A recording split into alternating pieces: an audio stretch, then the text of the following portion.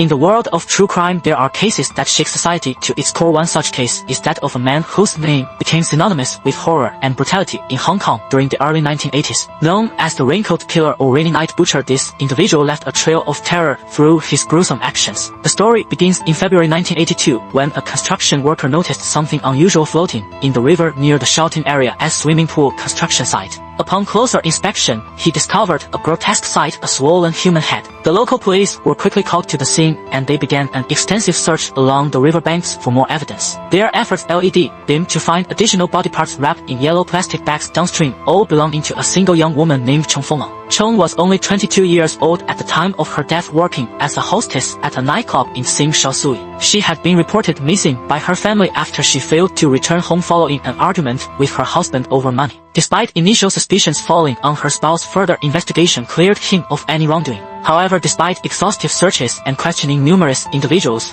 who had interacted with Chong prior to her disappearance, including colleagues from work, no substantial leads emerged. This marked the beginning of what would become one of Hong Kong's most notorious unsolved mysteries until it faded into obscurity like many cold cases do. Fast forward 6 months later, in August 1982, a breakthrough occurred thanks to an unexpected source, a photography shop employee named Dongzi. While developing photographs for a customer, he stumbled upon images depicting various human organs and tissues. Recognizing these as potentially incriminating material, he promptly alerted authorities. These photos belonged to none other than Lin Guyun, a taxi driver whose seemingly mundane existence belied a sinister secret life. Lin had developed a disturbing fascination with female anatomy, which escalated beyond mere voyeurism into acts of violence against women. His first known victim was Chong Fenglong, whom he picked up late one night while driving his cab. What started off as just another affair turned into a nightmare when Chong vomited inside the car, provoking Lin's anger. He took her back to his apartment under false pretenses, where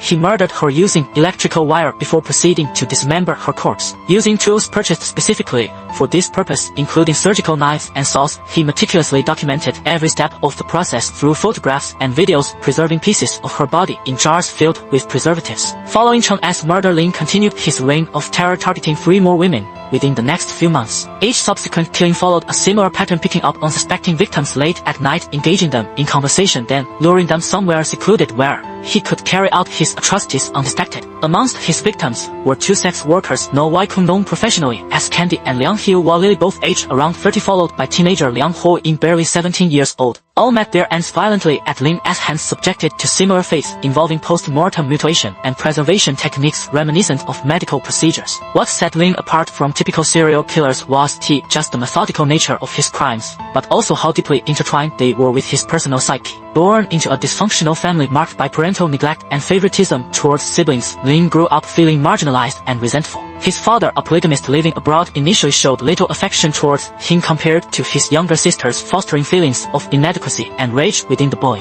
As he matured, these unresolved issues manifested themselves in increasingly deviant behaviors, ranging from peeping Tom activities to eventually committing multiple homicides fueled by twisted desires and vengeance against women whom he blamed for his misfortunes. Despite being arrested twice earlier due to suspicious behavior, including once for attempting to assault a teenage girl in a public restroom, Lin managed to evade serious consequences, each time either through psychiatric evaluations deeming him unfit for incarceration or sheer luck. It was until the discovery of those damning photographs taken by Lin himself that justice finally caught up with him. During raids conducted at his residence, investigators uncovered not only physical remnants of his victims, but also explicit documentation detailing every aspect of his monstrous deeds. After confessing to 4 murders, Lin was sentenced to life imprisonment without parole. Yet even behind bars, questions lingered about whether there might have been additional unaccounted for deaths attributed to him given the sheer volume of graphic imagery found among his possessions. Some speculated that upwards of 15 women may have fallen prey to his sadistic impulses based solely on photographic evidence alone, though definitive proof linking them directly remains elusive today. Decades later, the legacy of the Raincoat Killer serves as a chilling reminder of how unchecked mental health issues combined with deep-seated misogyny can spiral out of control, leading ordinary men down paths paved with unimaginable cruelty. Though locked away from society, stories like his continue to captivate public interest, prompting discussions regarding criminal psychology, forensic science advancements since the era, and ultimately serving as cautionary tales meant to educate rather than glorify such dark chapters in history.